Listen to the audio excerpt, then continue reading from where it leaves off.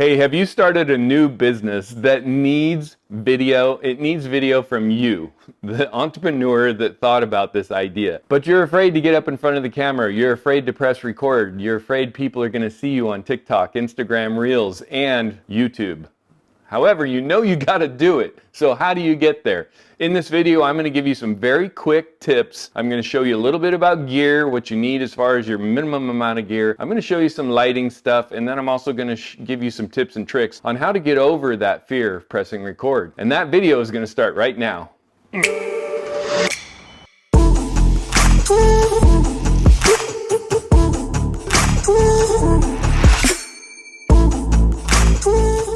Hey everybody, my name is Sean Seymour and I do videos about technology and photography. Sometimes it's cool stuff, sometimes it's frustrating stuff, and every now and then I do a product review. I feel like this video falls into the photography, videography kind of realm. What my goal is to help you press record and get going on making videos either for your business or just for your own personal use. There's a lot of people out there that want to do this. They think they have to have a lot of gear. They think they have to have special lighting, and none of that is true. At the end of this video, I'm going to give you some tips that literally will have you pressing the record button as soon as this video is over. So let's go ahead and get started. I'm going to jump into it right now. Okay, some quick background on this. My friend took me out to dinner last night with his wife and we started talking. She started a new business and her business is the wedding industry. Very competitive. There's lots and lots of saturation out there, but she's going for it. She's super passionate about it and she wants to create content so that she can get some clients. The thing that came up the most is, how do I do that? How do I create these videos? What's the best platform to be on? Where should I be advertising on social media? On and on and on. I will probably create some videos that will have some explanation about that stuff, but for this video, my goal is to get you off of square one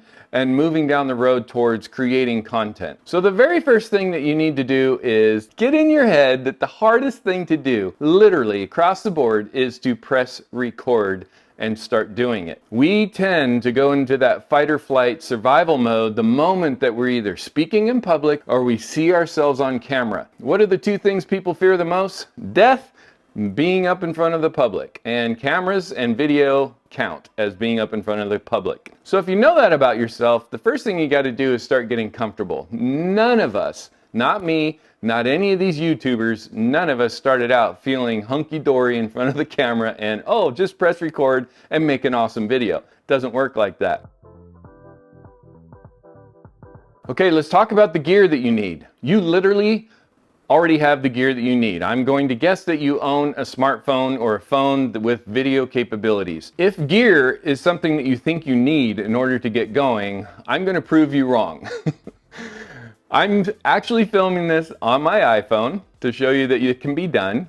I'm actually filming this in front of a window, not using any kind of professional lighting. Yes, I'm using a mic that I'm testing out because I want to test out this DJI mic, but you don't need that mic. You can get away with using the mic on your iPhone or your Android phone, but I would suggest just spending maybe 30 bucks on something like this. This is just a simple little microphone, gets you better quality and the connection that you're going to need in order to connect it to your camera on your phone, or connect it to your phone, I'm sorry. You're probably going to want something like a tripod and a phone holder. And the reason why is because there's going to be times like this where we're talking to camera and you're going to want to just keep the phone steady and on your face. Take a look at some tripods, take a look at some phone holders. I actually have a video on an Ulanzi, something like that. Anyway, it's actually the one that I'm using to hold the phone right now.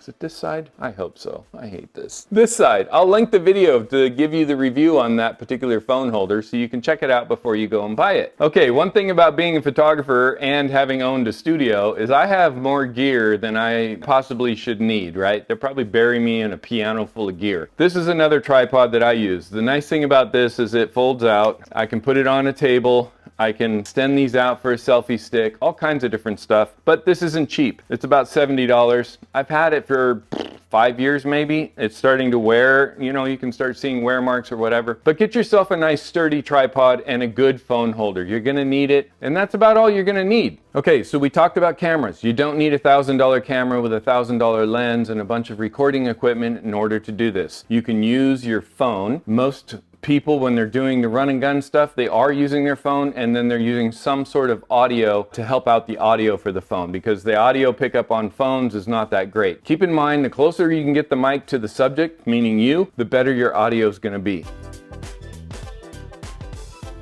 Next thing to do when you're setting up your phone is make sure that you wipe the lens, because the lens, hand lotion, whatever touch to your face, the lens eventually is going to get some stuff on it, which is going to cause your video to look blurry. I did get asked by my friend's wife, what kind of settings would I use? I put my phone in 4K. If it'll shoot 4K, put yours in 4K and set it to 24 frames per second. 4K is going to give you a lot of flexibility as far as clarity. It's going to give you a lot of flexibility to reframe. Let's say this, I want to cut this lamp out over here. I can reframe this and bring it in tight and not lose my resolution. The other thing you're going to want to do when you set up your camera is worry about lighting, right? So right now I am literally standing in front of a window, and that is all that is lighting me. A lot of people think that they're supposed to stand directly into the sun. Don't do that, because it's going to create these nice big dark shadows underneath. You want to either put the sun behind you so that your head is creating a shadow, or be in the shade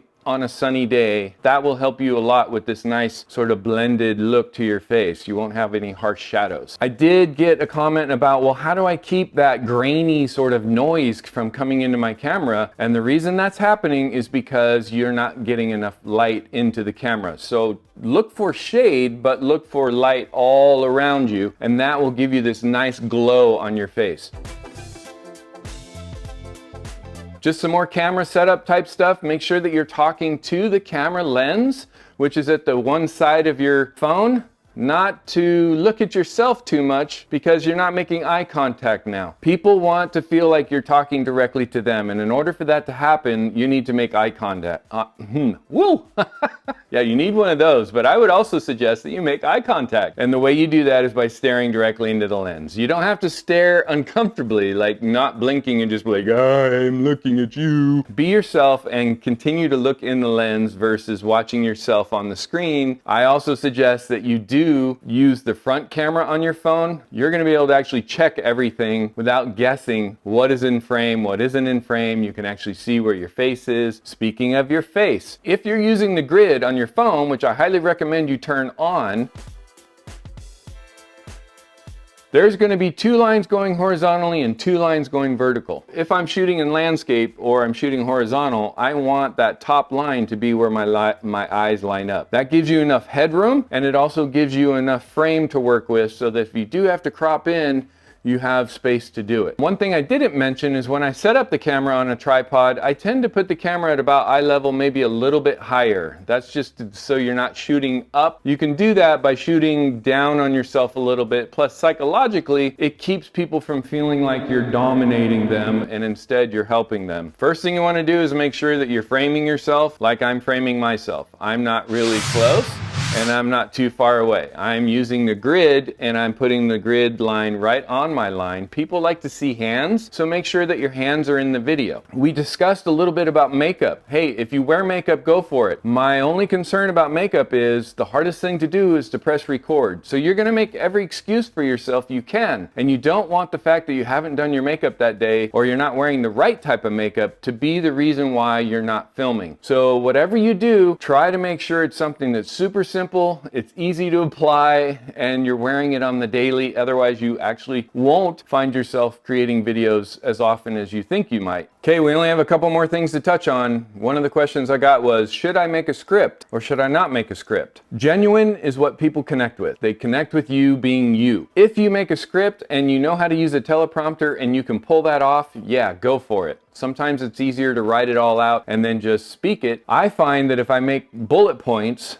and an outline, I can hit all the topics that I want, but I take care of all the rest of it in editing. Great segue, Sean. Editing, what do? Well, there's software out there that you can use. TikTok has their own basically editing software that allows you to cut and paste and do some things there. So if you want to just run and gun and hit it up with some easy stuff, log into TikTok. By the way, you can follow me at Simply Seymour, but log into TikTok and use that to post to all of your other social media channels. That will help create content at the same time you're learning how to do it. I use Final Cut Pro. I highly recommend it if you're going to be in this game and you're going to be making YouTube videos and stuff like that. Get Final Cut Pro, get yourself a Mac, and get going down that pathway. Final Cut is $300. Flat fee. So I highly recommend Final Cut. Hopefully that's enough on Final Cut because I'm sitting here going, oh. If you have questions, please post them in the comments below. That will encourage future videos. Plus, I'll answer your questions and hopefully get you taken care of with the comment that you have. And let's go ahead and start a dialogue on the things that I'm not able to cover in this video. Okay, let's get to the tips on how you get past the fear and start videoing anytime that you want. The first thing you have to do is realize that the hardest thing to do is press record. You will make excuses, thousands of them, for not pressing record. I would recommend that you hold yourself to some sort of a schedule and you'll suddenly start seeing your videos get better and better over time. That schedule probably needs to look something like, I'm going to video and post once a day. Now you might think that I'm crazy, but if you're using something like TikTok, you can do a 15-second video, post it on TikTok, you can post it on Instagram, you can post it on Facebook, you can post it to Twitter. In one 15-second video, I hit my requirement for filming every day, and I've got my content for several different channels. All right, number 2 tip. After you're filming and posting every day, next thing to do is to figure out how you can get over the fear of doing that in public. Sooner or later, you're going to need to do this in front of people. So what I would suggest is, after a week of doing it once a day, you then go down to your local grocery store, you get out of your car in the parking lot, right? Parking lot, big parking lot. You're not standing around a bunch of people or whatever. And you film. You film right there. Eventually, I want you to move from the middle of the parking lot where you think you might be safe. I want you to move to closer to the front door where people are coming and going all the time. Put yourself in the lane of traffic of people walking, not in the street, and see how that feels. You're going to feel horrible. Trust me, it's going to be fearful. You're going to be like, oh my God, everyone around me is going to see this. Yes, they are. Here's the thing you need to get through your head. When you go down to the grocery store without your camera in your hand or without your phone filming, you look the same, right? You're out and about all day long with the same face, the same this, the same that. Why is it when you put a camera up here or you're speaking in public, all of a sudden there's all this focus on how you look? Don't worry about it. We all accept people for who they are. You guys might think I'm the dorkiest looking dude in the world, but if I have good content for you, you're going to listen to what I have to say. Don't worry about what other people are thinking. You're out and about all day long anyway without worrying about it. Don't worry about it when you're filming. Get out in public and film yourself while you're around other people. And you'll suddenly notice that that fear of creating videos is going to go away. All right, the other challenge is when you do your post once a day, I also want you to shoot what's called B-roll. And I'm not going to go into depth, look it up, but B-roll is not A-roll. What we're doing right here, this talking head, that's A-roll. What you're seeing right here is B-roll. I'm actually still talking, but you're getting a picture of something else that's supporting the video or supporting what I'm talking about. The reason for doing that is you're going to need to become better at filming B-roll. You're going to need to become better at supporting your stories and supporting what you're saying. And that is going to happen by you naturally thinking, oh, you know what? I'm talking about these chilies. Why don't I go ahead and show people the chilies I'm talking about? As you're filming once a day and posting once a day, also capture B-roll. You don't have to use it, but capture it and look at it and think about how it might support your story.